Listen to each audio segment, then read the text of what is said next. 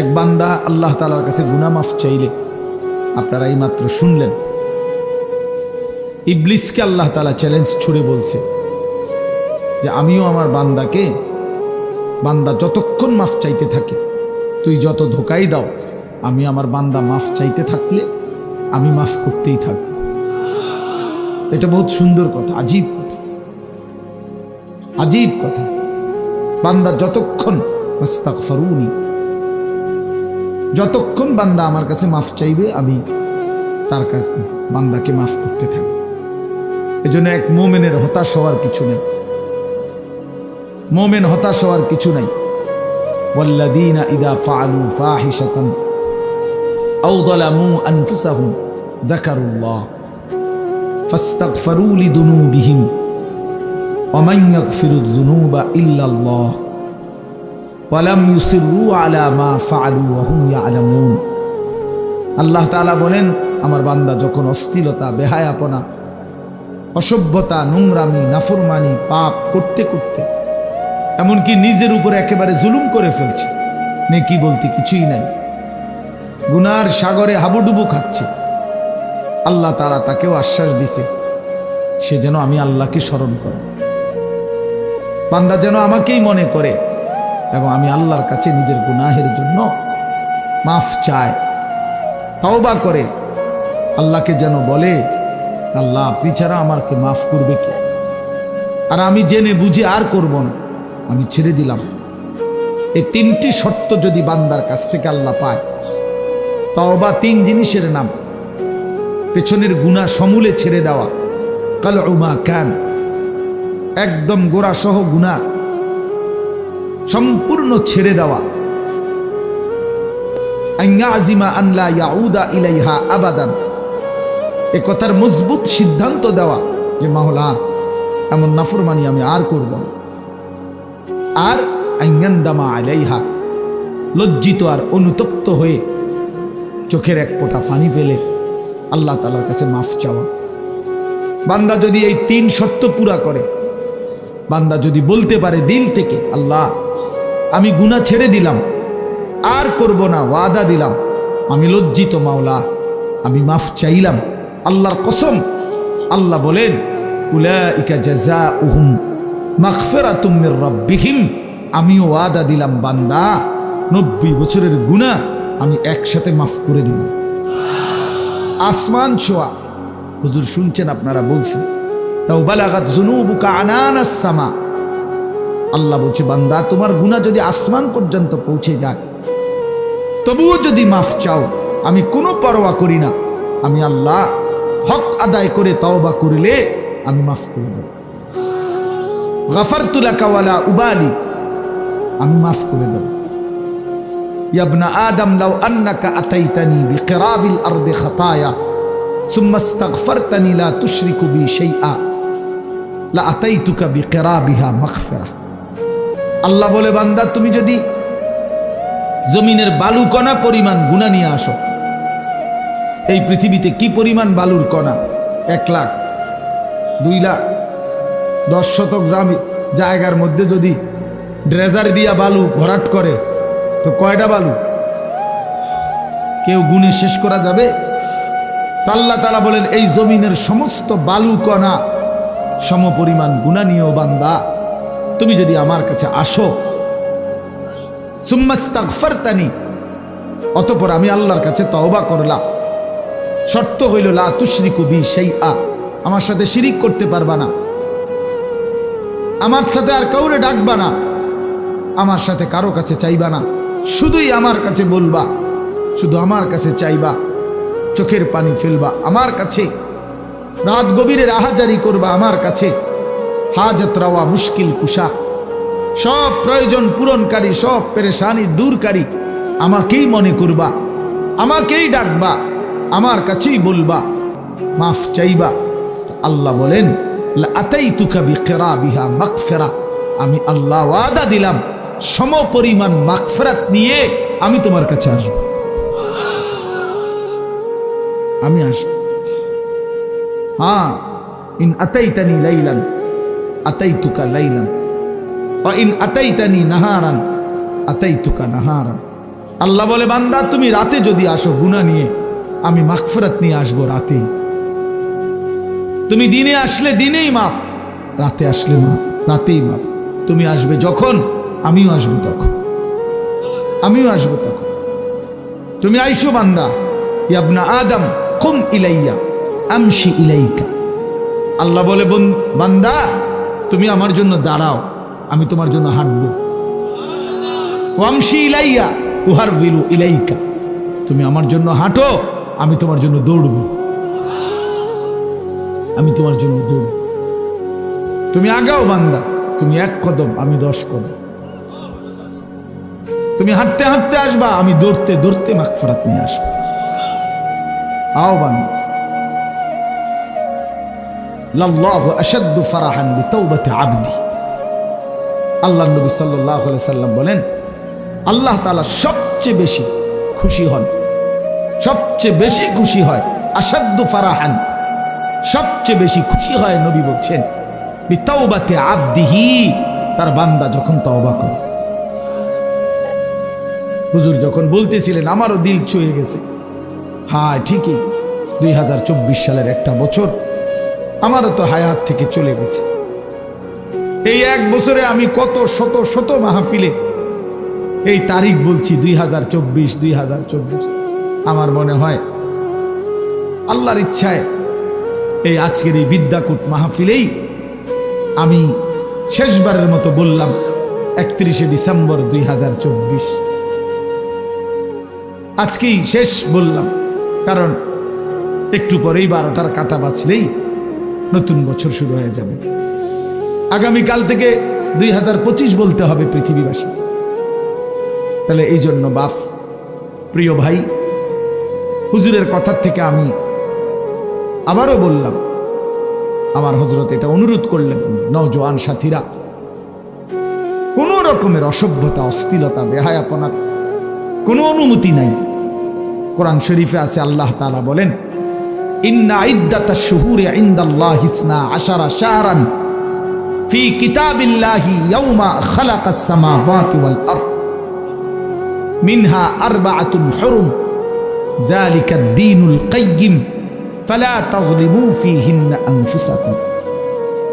আল্লাহ তাআলা বলে, বান্দা শুনো, একেবারে আমি আল্লাহ আমার তাকদীরে আসমান জমিন সৃষ্টির 50,000 বছর আগে আমি যেই তাকদীর লেখাইছি, সেই তাকদীরের মধ্যে আমি আল্লাহ ফয়সালা রেখে দিয়েছি, লিখে দিয়েছি যে এই পৃথিবীতে আসমান জমিন সৃষ্টির সূচনা থেকেই পৃথিবীতে 12 মাসেই হবে পৃথিবীর এই সময়ের হিসাব। এই 12 মাস এটা আমি আল্লাহ নির্ধারণ করেছি। 12 শাহরান আল্লাহর দেওয়া। আল্লাহ এটা বোঝা উচিত আমাদের যে 12 মাস এটা আইলো কোত্থেকে, 12 মাসে 1 বছর এটা হলো কিভাবে? আল্লাহ তাআলা বলেন, এটা আমি আল্লাহ ফয়সালা দিছি। কে ফয়সালা করছেন? কোন দিন থেকে? আসমান জমিন সৃষ্টির শুরু থেকেই চালু রাখছেন, আর সিদ্ধান্ত করে দিছেন তারও আগে তাকদীরের মধ্যে, তাকদীরের মধ্যে। এই জন্য 12 মাসে 1 বছর এটা জাতিসংঘের ফয়সালা না, এটা দুনিয়ার কারো ফয়সালা না, এটা আল্লাহ তাআলার ফয়সালা। আবার আল্লাহ নিজেই বলেন, যালিকাদ দীনুল কাইয়্যিম, এটা অকাট্য বিধান।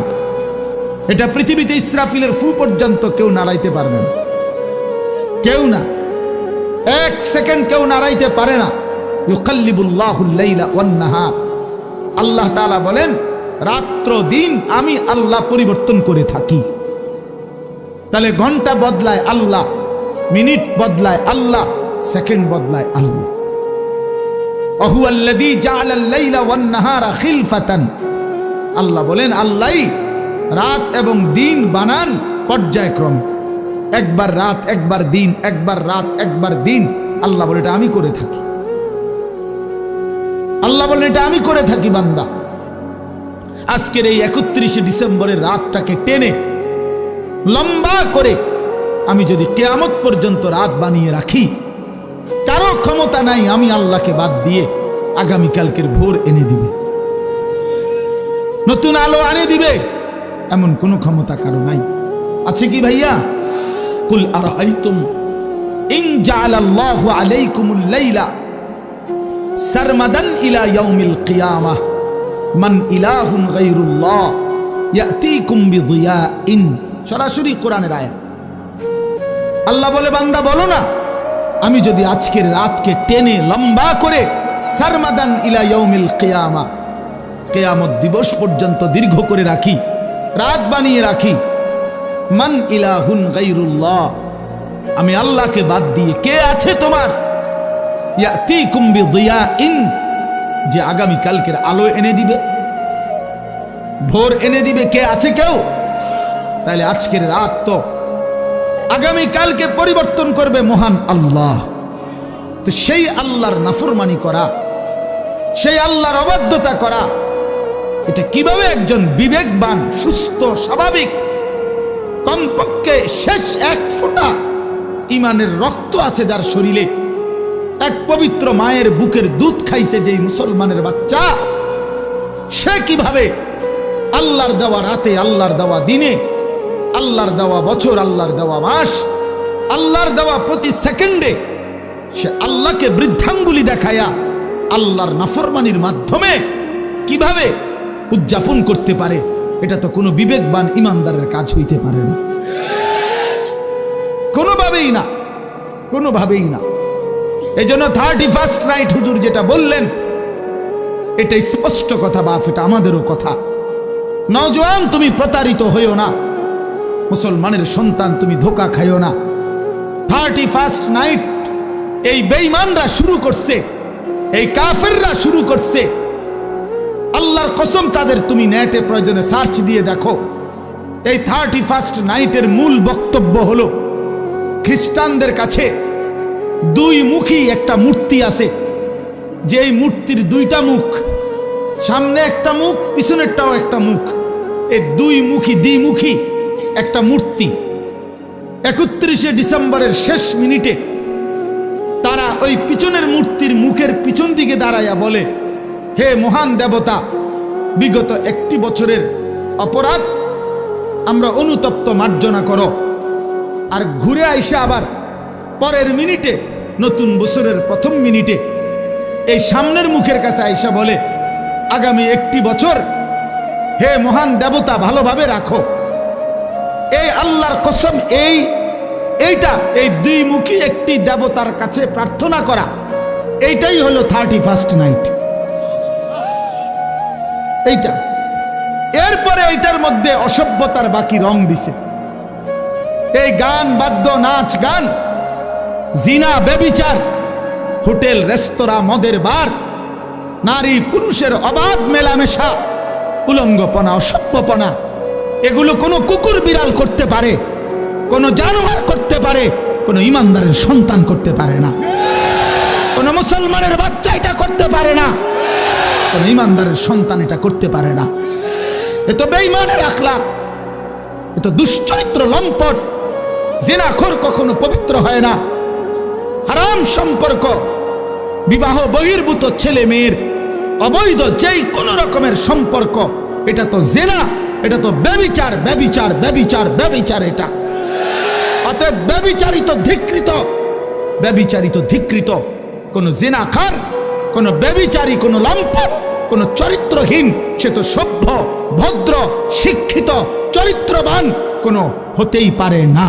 এই জন্য 31st নাইট যারা উদ্বোধন করে, উদ্বোধনের নাম করে, উদযাপনের নাম করে নাচে, গায়, ফুর্তি করে, এরা অসভ্য, এরা অসভ্য, এরা অসভ্য, এরা চরিত্রহীন, এরা লম্পট, এরা লম্পট, এরা লম্পট ছাড়া কিচ্ছু না।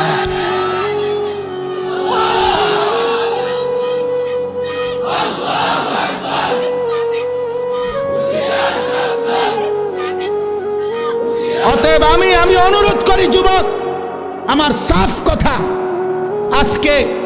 আজকে এই বিদ্যাকুটের 10 দিন ব্যাপী ঐতিহাসিক এই তাফসিরুল কোরআন মাহফিল থেকে আমার সমস্ত বুড়া বাপ যারা আছেন, আপনারা বসা থাকবেন, আপনারা বসেন। ওলামায়ে কেরাম যারা বসা আছেন, আপনারাও বসা থাকেন।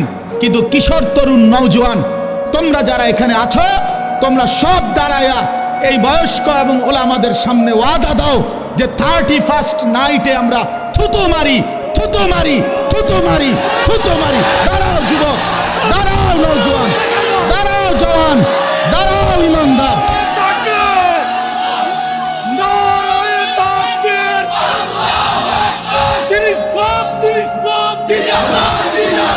আল কোরআনের আলো,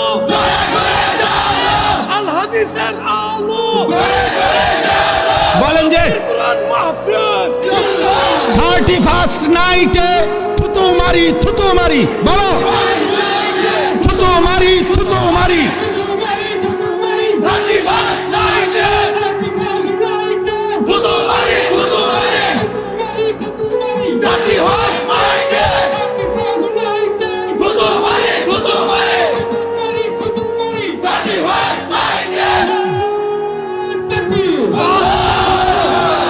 মাশাআল্লাহ, বসো নওজোয়ান, বসো।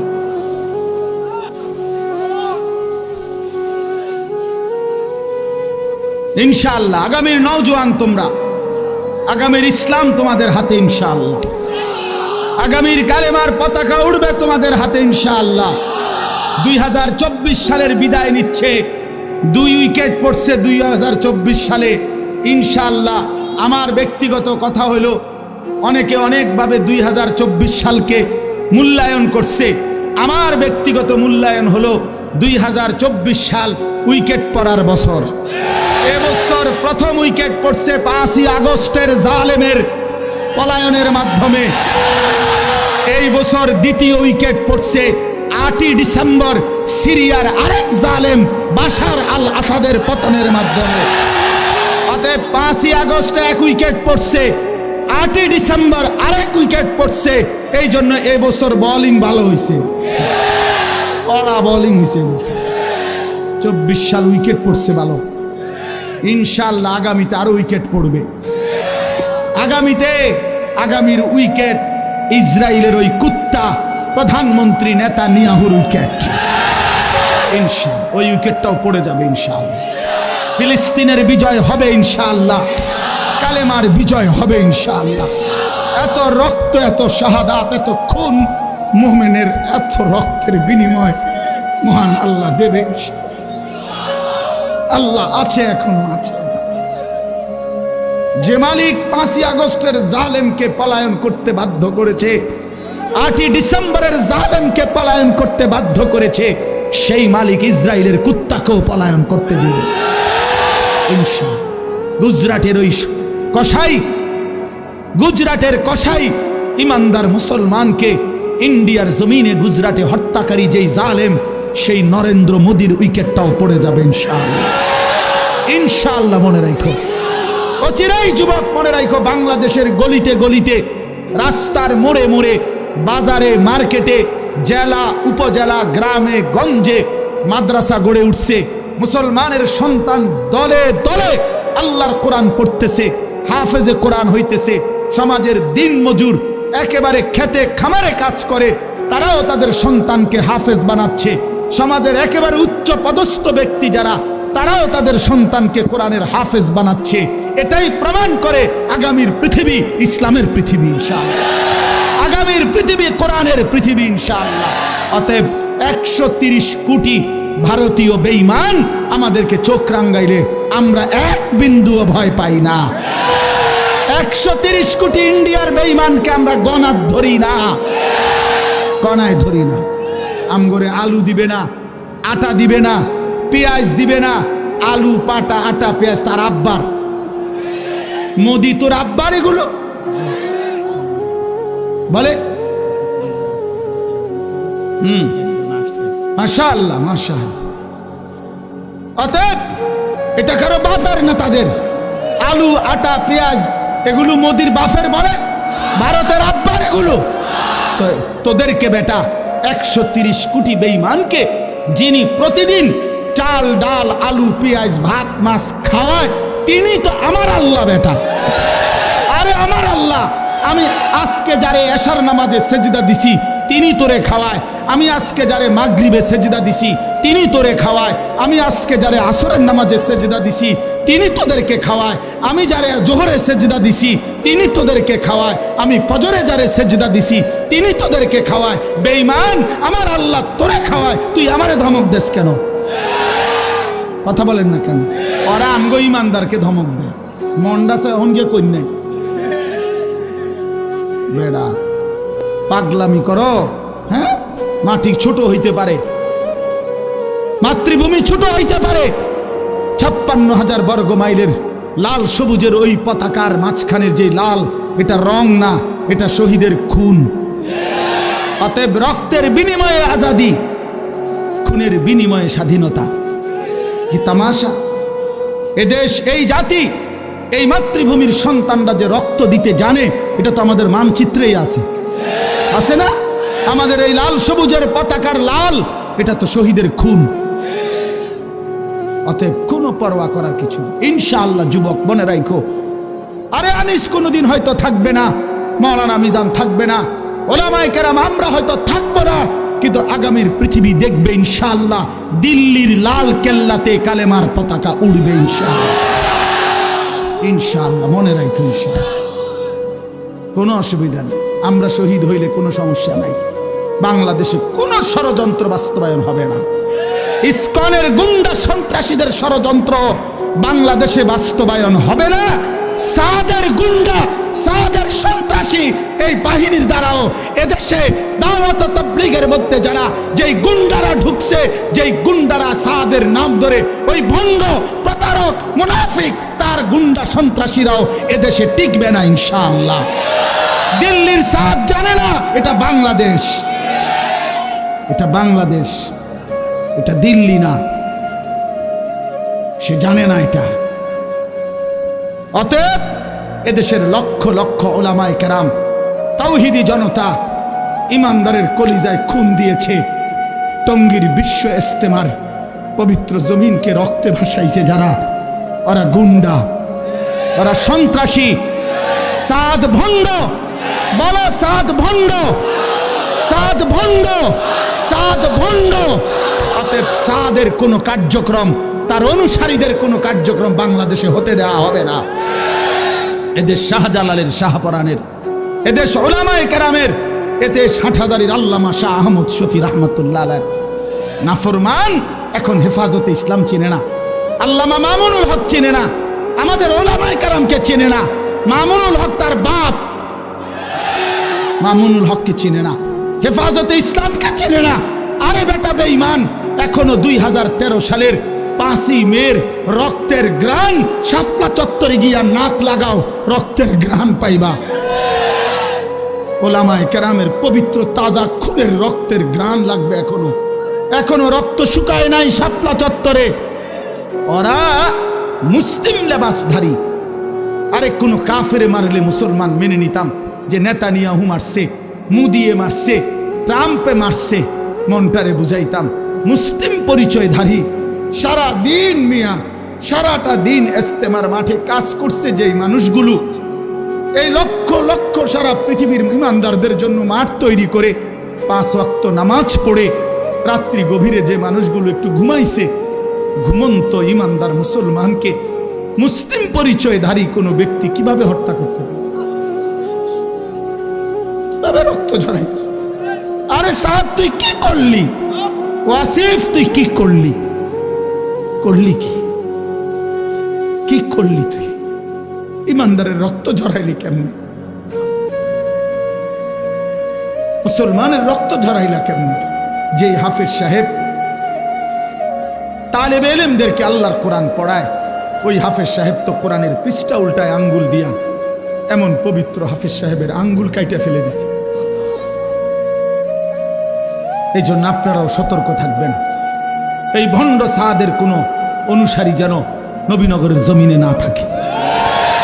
সাবধান মুসলমান, কোন ষড়যন্ত্রকারী বাংলাদেশে তার ষড়যন্ত্র বাস্তবায়ন করতে পারবে না ইনশাআল্লাহ। আল্লাহ তাআলা আমাদেরকে তৌফিক দান করে। এই যে যুবকদের এই আশা, ইনশাআল্লাহ আপনাদের এই ব্যাপক উপস্থিতি প্রমাণ করে আল্লাহর কোরআনের জন্য এই জাতি প্রস্তুত আছে ইনশাআল্লাহ, দ্বীনের জন্য প্রস্তুত আছে ইনশাআল্লাহ। আল্লাহ তাআলা উলামায়ে কেরামের আহ্বানে আল্লাহর দ্বীনের জন্য আপনারা লড়বেন তো ইনশাআল্লাহ? হাত তুলে বলেন ইনশাআল্লাহ। লড়বেন তো ইনশাআল্লাহ?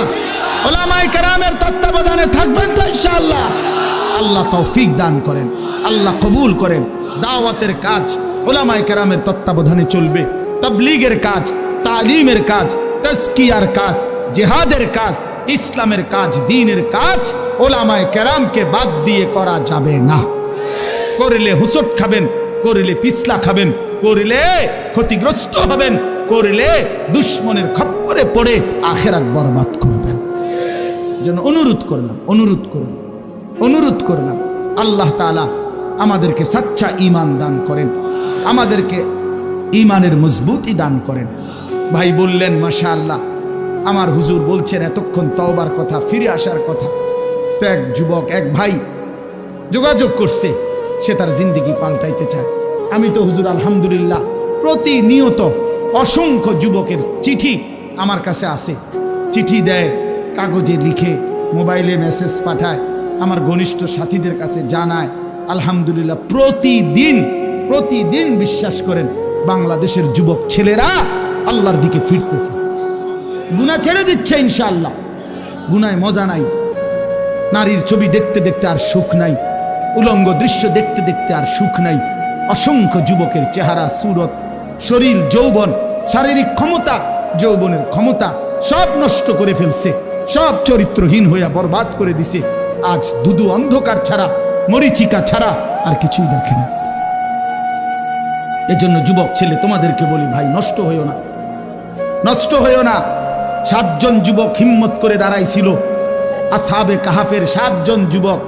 আল্লাহ তাআলা তাদের ঈমান, পুরা দেশ কাফের, আর এই 7টা যুবক প্রথম ঈমানদার হয়ে দাঁড়াইছিল। আল্লাহ বলছে তোমরা ঘুম যাও, তোমাদের ঈমানে আমি আল্লাহ খুশি হলাম, তোমাদের পক্ষ হয়ে পুরা জাতির সংশোধনের কাজ আমি আল্লাহ করে দিচ্ছি। তোমরা ঘুম যাও, ঘুমো। 309 বছর পরে আল্লাহ এই 7 যুবককে ঘুম থেকে উঠাইয়া আল্লাহ বলছে এবার এলাকায় গিয়া হাঁটো, ঘুরো, যাও, দেখে আসো, দেখবা বাদশাহ ইমানদার, জনগণও ইমানদার।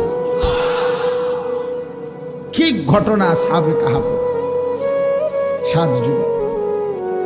হুজুর আমি এইবার প্রতি বছর আমি সন্দ্বীপ যাই মাহফিলে, চট্টগ্রাম সন্দ্বীপ উপজেলায়। এই সন্দ্বীপে বঙ্গোপসাগর পার হইয়া যাইতে হয় স্পিড বোটে, অনেক মানে ভয়ের এই জায়গাটা পার হওয়া অনেক দূর। তো প্রতি বছরই আমরা যাওয়ার চেষ্টা করি, বাংলাদেশের সব ওলামায়ে কেরাম যায় সন্দ্বীপে। বড় বড় বুজুর্গ, আমাদের শায়েখে সন্দ্বীপী ইদ্রিস সন্দ্বীপী রাহমাতুল্লাহর মতো মহান বুজুর্গ সন্দ্বীপের। তো এই বছর গত বছর 2023 সালের অক্টোবর নভেম্বর মাসে এই একটা কারগুজারি শুনেন। অক্টোবর নভেম্বর মাসে 4টা কলেজের ছেলে, ওরা আপনার প্রতিদিন ফজরের নামাজ জামাতে পড়ে, তো পইরা সাগরের পারে হাঁটে।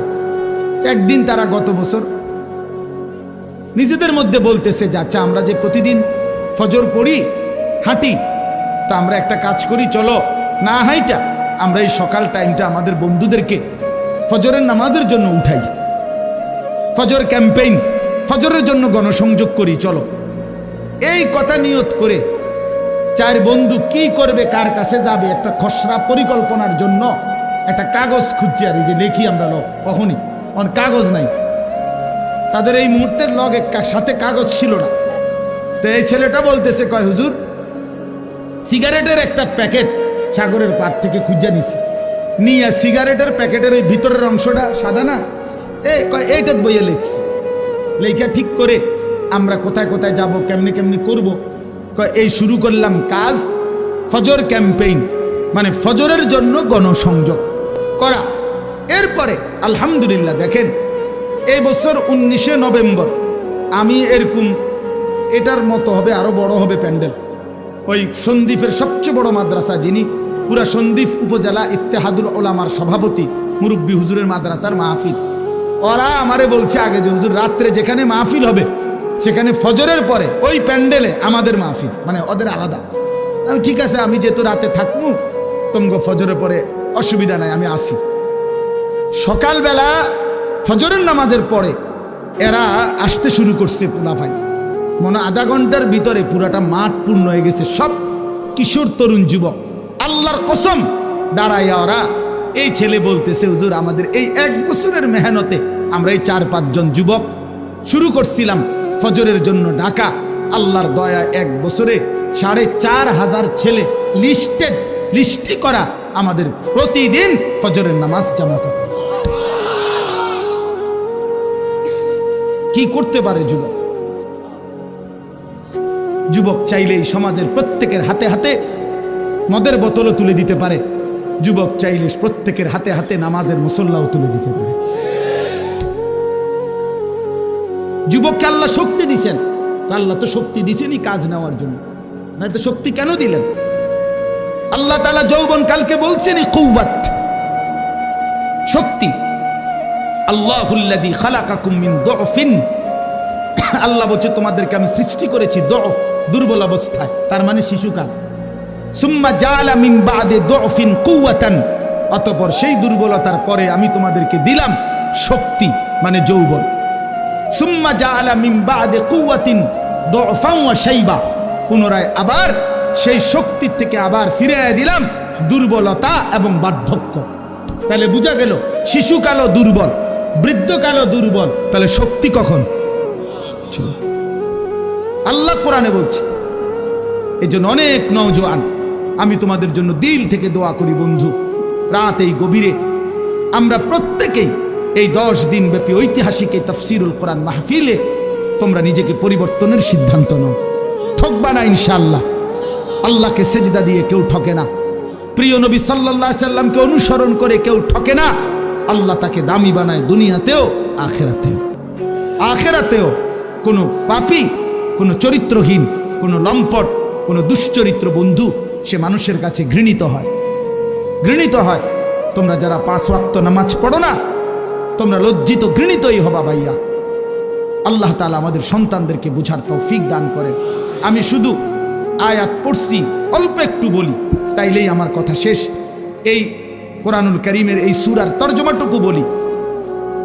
30 নম্বর পারা একটা ছোট্ট সূরা আমি পড়ছিলাম, 94 নম্বর সূরা।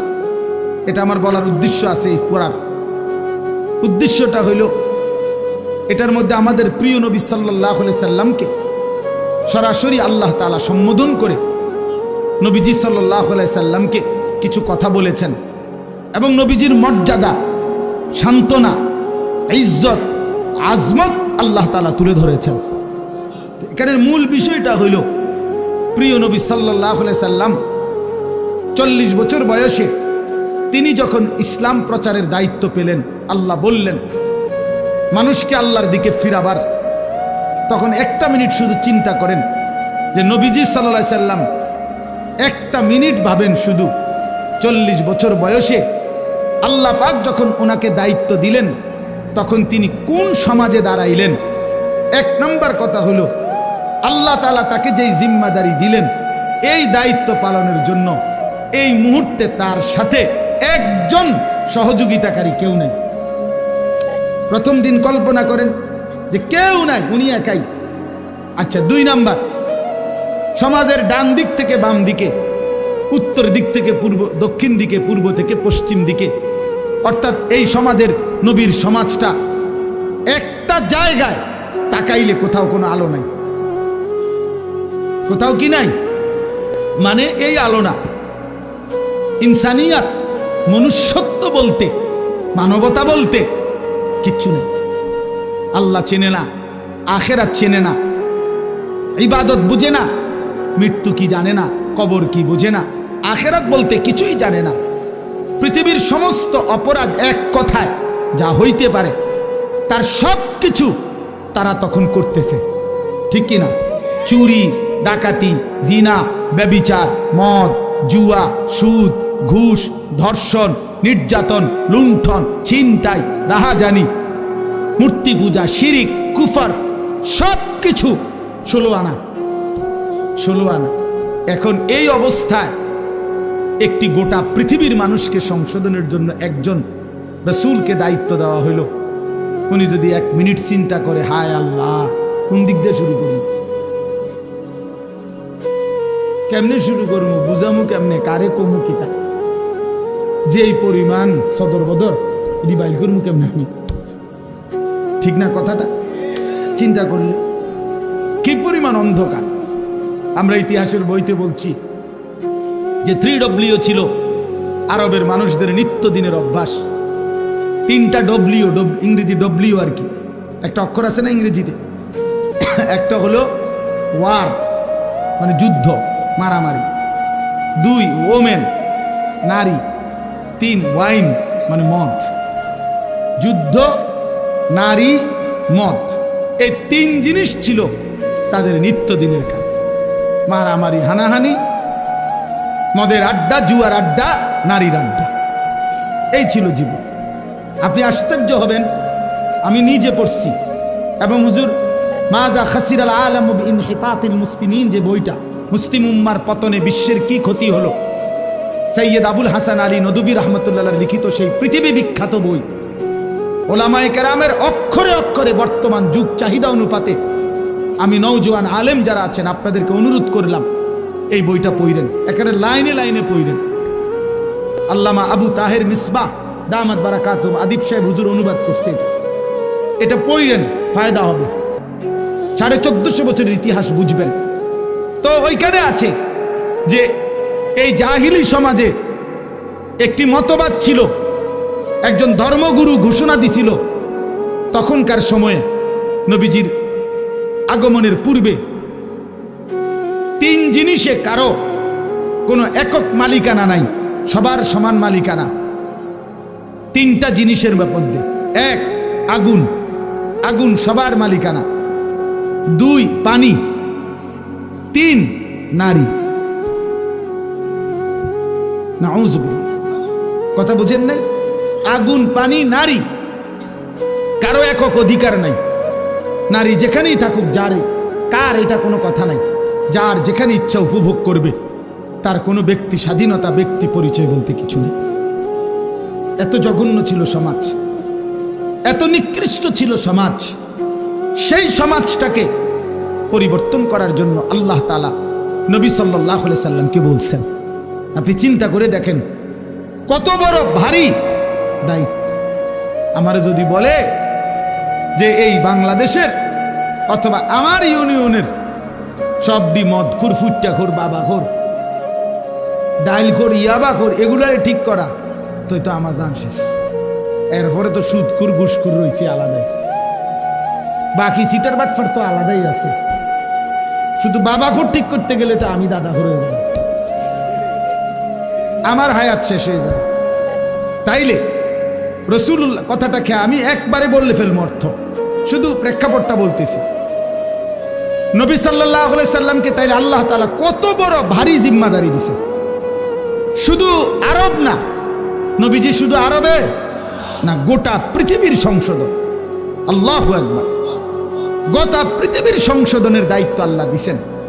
আচ্ছা, এই তো একটা বিষয়, তাহলে কাজটা অনেক ভারী ছিল কিনা, যথেষ্ট পেরেশানির বিষয় ছিল কিনা? আহা, কি হবে, মনে হয় যেন একটা মহাসাগরের মাঝখানে উনারে দাঁড় করাই দিছে যে এইবার আপনি এই সাগর পাড়ি দেন। আচ্ছা, কিভাবে? নৌকা নাই, বাহন নাই, জাহাজ নাই, অর্থাৎ কেউ নাই, মনে হয় যেন এরকম ভাবে। আচ্ছা, 2 নাম্বার, একে তো দায়িত্ব দিছে, কঠিন দায়িত্ব বোঝা।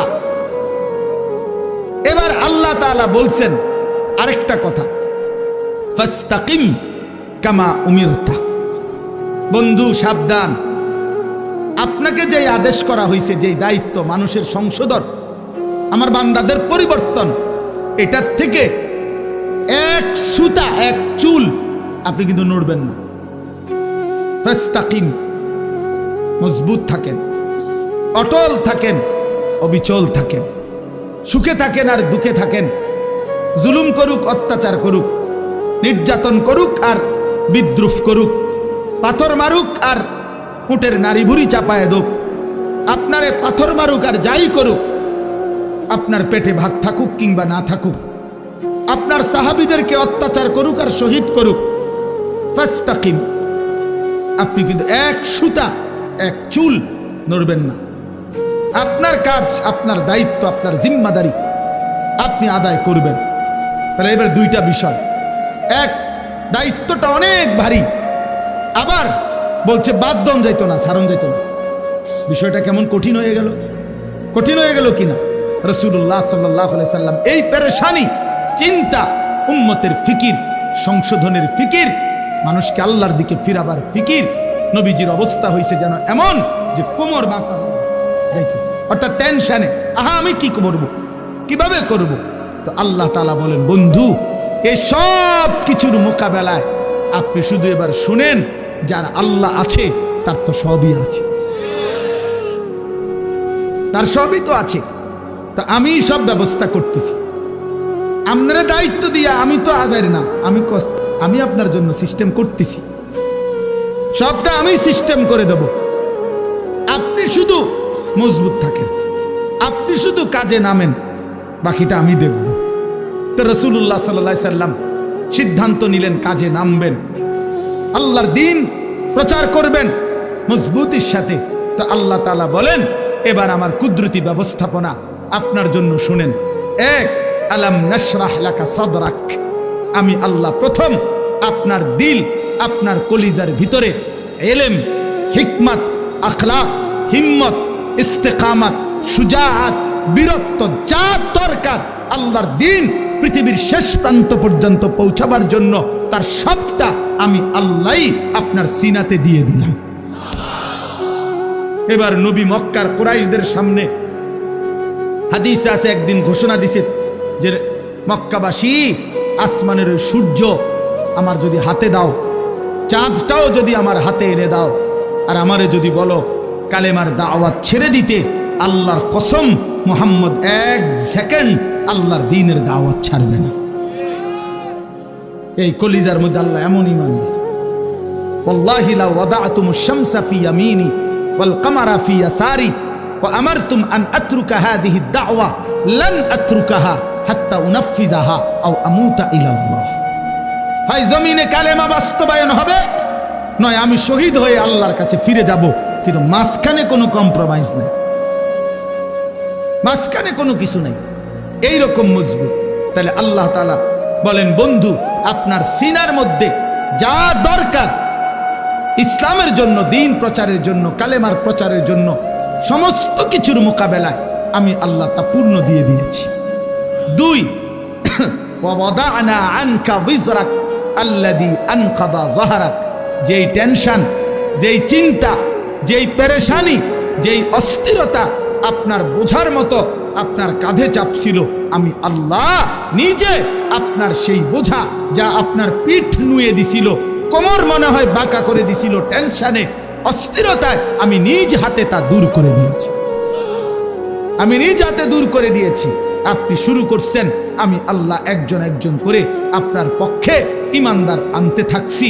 প্রতিটা সাহাবী যারা আপনার হাতে কালেমা পড়ছে, এ তো আমি আসমানের ফয়সালা।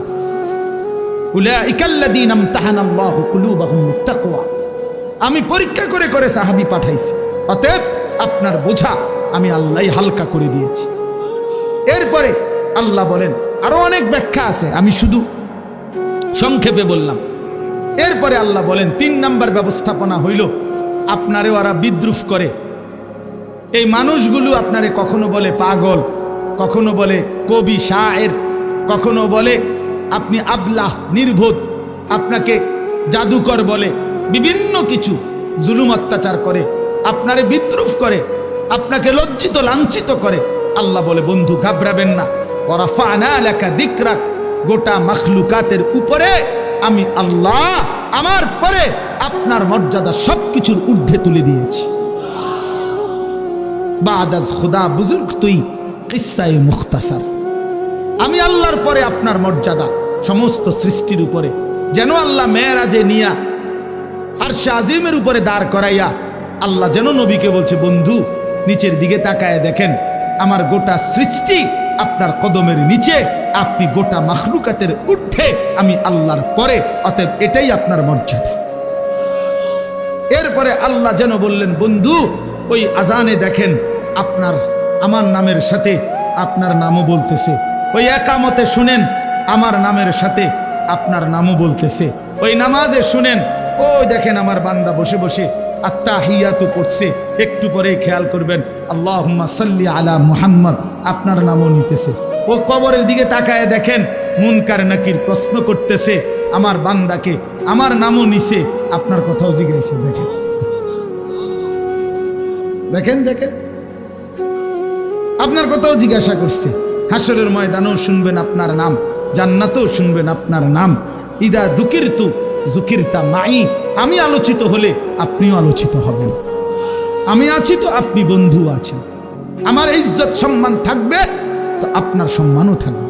মোহাম্মদ হামেদে হামদে খুদা বাস, খুদা মদহে আফরি মুস্তফা বাস।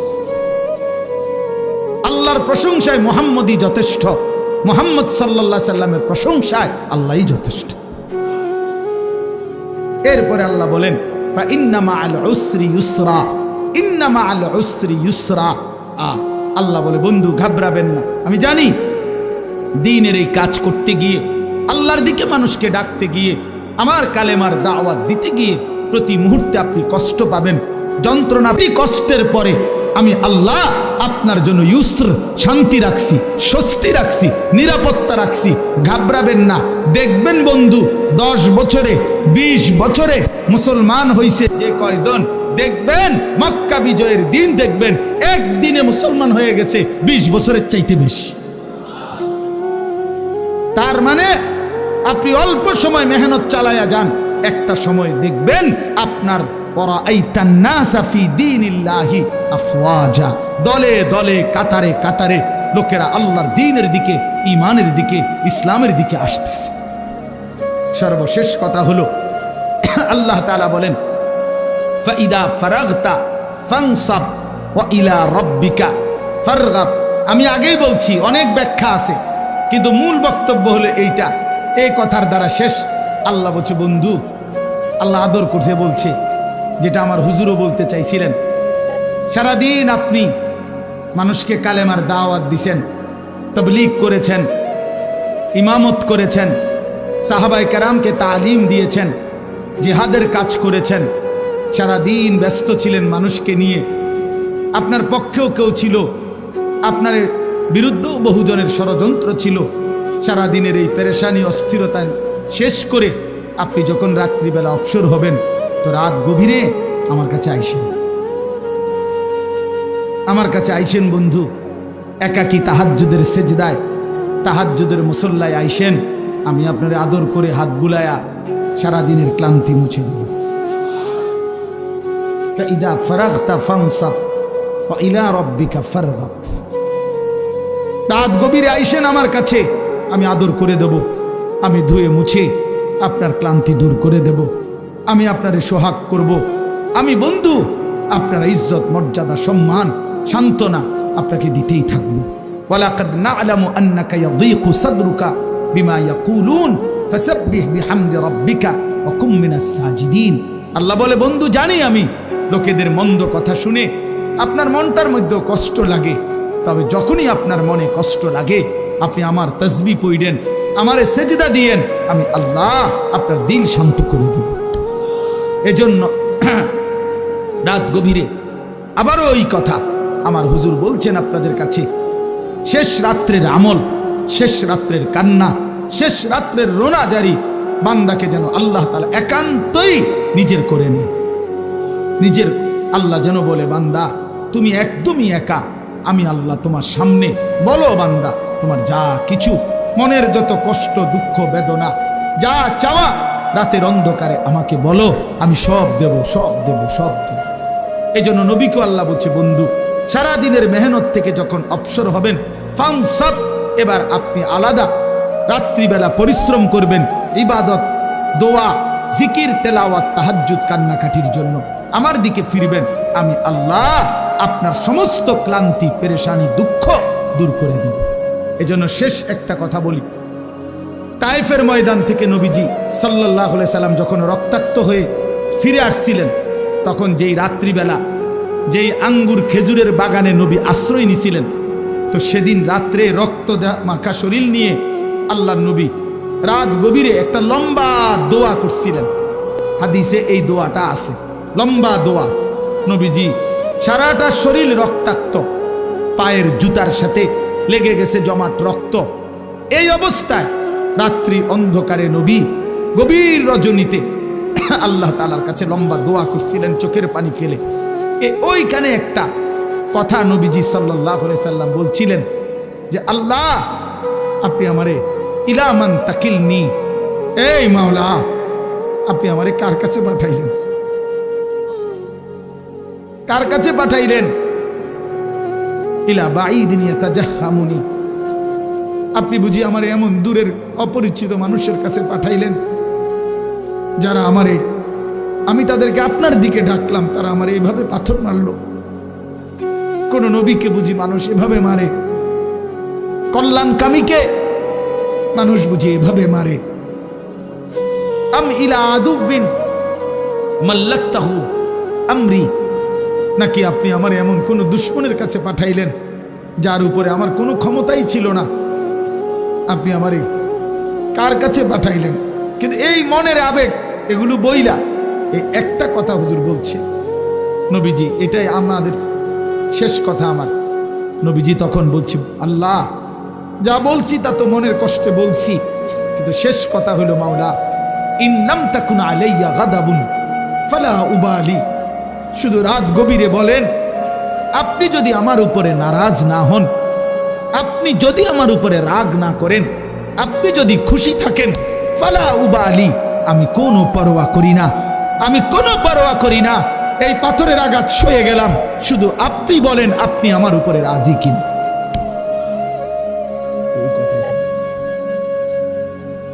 মাওলা যদি বলেন আপনি খুশি, আমার সারা দেহ রক্ত ঝরুক, কোনো অসুবিধা নেই। এজন্য সাদ, তুমি ভালো করো নাই, তুমি তোমার গুন্ডা সন্ত্রাসী দিয়ে ইমানদারের রক্ত ঝরিয়েছ, কিন্তু তুমি জানো না রক্ত ঝরানো, শহীদের খুন ঝরা, এ তো রাসূলুল্লাহ সাল্লাল্লাহু আলাইহি সাল্লামের দেহ মুবারক থেকে ঝরেছে। যদি মুমিনের উপরে আল্লাহ রাজি হয়, উলামায়ে কেরাম আজকে নতুন করে একদিন দুই দিন না, রাসূলুল্লাহ সাল্লাল্লাহু আলাইহি সাল্লাম যে ওয়ারাসাত, উত্তরাধিকার উম্মতের উলামায়ে কেরামকে দিয়ে গেছে, 1450 বছরের উম্মতের উলামায়ে কেরাম আপনাদের পাহারাদার।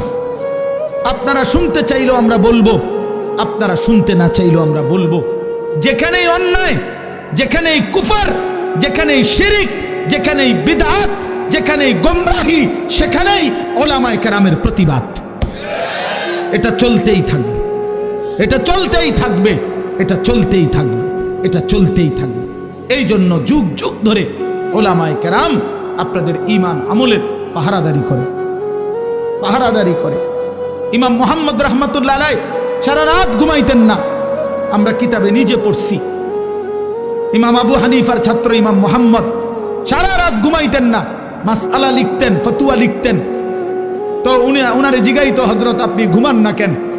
উনি বলতো, জানো এই দেশবাসী আমার মতো এক মুহাম্মদ ছোট্ট, তার উপরে ভরসা করে তারা ঘুমায়, তারা ভাবে মুহাম্মদ জেগে আছে, সে আমাদের জন্য শরীয়তের মাসআলা গবেষণা করতেছে, আমাদের যা জরুরত আমরা তা তার কাছে জিজ্ঞাসা করে নেব, এই আশায় সাধারণ জনগণ আরামসে ঘুমায়। যে মানুষ আমাদের উপরে ভরসা করে ঘুমায়, আমি কেমনে ঘুমাই তাদের এত বড় দায়িত্ব নেই। কাইফা আনামু ওয়ান নাসু ইয়ানামুনা তাওয়াক্কুলান আলাইনা, এই আরবি আমার, আমি কিভাবে ঘুমাবো অথচ মানুষ তো আমার উপরে আস্থা রেখে যে মুহাম্মদ জেগে আছে, সে লিখতেছে, সে মাসআলা লিখতেছে। আল্লাহ তাআলা আপনাদের সবাইকে কবুল করে নেন। আজকের এই তাফসীর মাহফিলে আল্লাহ তাআলা আপনাদেরকে ভরপুর বরকত দান করেন। কোরআনের সাথে থাকবেন তো ইনশাআল্লাহ, আল্লাহর দ্বীনের উপরে থাকবেন তো ইনশাআল্লাহ, উলামায়ে কেরামের সাথে থাকবেন তো ইনশাআল্লাহ। হ্যাঁ, আল্লাহ তাআলা আপনাদেরকে কবুল করেন, তৌফিক দান করেন। 10 দিন ব্যাপী তাফসীরুল কোরআন মাহফিলের সমস্ত আলোচনা, আল্লাহর কোরআনের নূর আমাদের দিলের মধ্যে আল্লাহ জ্বালায়া দেন। আমিন। সুবহানাল্লাহি ওয়া বিহামদিহি। বার আল্লাহর জন্যই জমা হওয়ার তৌফিক দান করেছেন, এজন্য আমরা সকলেই বলি আলহামদুলিল্লাহ। মুআজ্জাজ মুহতারাম হাজিরিন, এতক্ষণ পর্যন্ত যিনি নসিহত পেশ করেছেন, তিনি আমার সরাসরি উস্তাদ। আপনারা শুনছেন হুজুরের কাছে। ছোটবেলায় দারুল আরকাম মাদ্রাসা যখন প্রথম যে বছর শুরু হয়েছে, আমি সেই বছরেরই ছাত্র, একদম প্রথম বেস। আমাদেরকে দিয়েই হুজুর মাদ্রাসা, মেড্ডা পীর বাড়ি হুজুরের পুরান বাড়ি ছিল, ওই বাড়ির পাশে একটা মসজিদ ছিল। মসজিদে আমাদেরও ওস্তাদ মৌলানা ওসমান গনি সাহেব, ওনার বাড়ি হলো বেড়তলা, আমরা বেড়তলার হুজুর বলতাম। উনি ছিলেন ওই মসজিদের ইমাম। ওই মসজিদের ইমাম সাহেবের একটা ছোট কামরা হুজরা ছিল, মক্তবের মতো। ওই ঘরেই প্রথম এই দারুল আরকাম মাদ্রাসার পড়ালেখার কার্যক্রম শুরু হয়েছে। আমি ওই কামরার ছাত্র, আলহামদুলিল্লাহ। এরপরে আমরা এক বছর পরে ঘাটুরা 1 নম্বর গ্যাস ফিল্ডের পাশে, একদম গ্যাস ফিল্ডের সাথেই লাগা একটা বাড়ি হুজুর ভাড়া করছিলেন। ওই ভাড়া বাড়িতে ছিলাম 1-1.5 বছর। এরপরে আমরা সেখান থেকে এখন যে পুলিশ লাইনের সামনে যে দারুল আরকাম মাদ্রাসা, ওইখানে আমরা আসছিলাম নিজস্ব জায়গায়। সেখানে প্রথম টিনের ঘর, এর মাধ্যমে আমরা পড়ালেখা শুরু করছিলাম। আর এখন যেই পুরান মসজিদ দারুল আরকাম, ওই মসজিদের অনেক কাজ আমরা করছিলাম নিজেরা। ছাদ ডালাইয়ের এক অংশ আমরা কাজ করছিলাম ছাত্ররা। অনেক স্মৃতি আছে জীবনের, আলহামদুলিল্লাহ। প্রিয় ওস্তাদ সেই ছোটবেলায় অনেক আদর করতেন, অনেক দোয়া করতেন। কাতার থেকে বড় বড় শায়েখ আসতো তখন দারুল আরকামে। আমরা ছোটবেলায় আরবিতে বক্তব্য দিতাম, কলম হাদিয়া দিত আমাদেরকে শায়েখরা, খুব খুশি লাগত। তো আলহামদুলিল্লাহ সারাটা জীবন হুজুরকে সেই ছোটবেলা থেকেই দেখছি। মানুষের ফিকিরে, দেশ জাতির কল্যাণে, অন্যায়ের বিরুদ্ধে, বাতিলের বিরুদ্ধে। এই বয়সেও এই অসুস্থ দুর্বল, আপনারা জানেন হুজুর অ্যাক্সিডেন্ট করছে, চলতে ফিরতে অনেক কষ্ট হয়। এরপরেও প্রতিনিয়ত ফজরের পর থেকে শুরু করে রাত পর্যন্ত এই ব্যস্ততা। কয়দিন আগে আমার মাদ্রাসার মাহফিলে 14 তারিখ গেছিলেন, সেখানেও আবার বলতেছে ফজরের পরে হেফাজতের বৈঠক। তো আলহামদুলিল্লাহ এই এখনো বৈশা বলতেছেন যে আমার অনেক মানুষের, অনেক ওলামায়ে কেরামের, কারো মামলা, কারো বিভিন্ন বিষয়াদি, এসব পেরেশানিতে মাওলানা আমি আরো দুর্বল হয়ে গেছি। অসংখ্য অগণিত সারা বাংলাদেশের আলেম ওলামা, ইসলাম প্রিয় জনতা, ইসলামী অসংখ্য ইস্যু, বিভিন্ন বিষয়ে সব কিছু উনি যেহেতু হেফাজতে ইসলাম বাংলাদেশের মহাসচিব, তার কাঁধে এই পরিমাণ পেরেশানি নিয়ে আল্লাহ তাআলা হুজুরকে এখনো এতটুকু রাখছেন, এটা আমাদের জন্য অনেক বড় ইহসান। আল্লাহ তাআলা হযরতকে আফিয়তের সাথে হায়াতে তয়্যিবা দান করেন। এমন একটা বটবৃক্ষ, এমন একটা ছায়া আমাদের দরকার। আল্লাহ তাআলা যেন দীর্ঘ হায়াত দান করেন। সম্মানিত হাজিরিন, হুজুর বয়ান করার পরে আসলে কোনো যুক্তিতেই বয়ান করা সমীচীন তো না।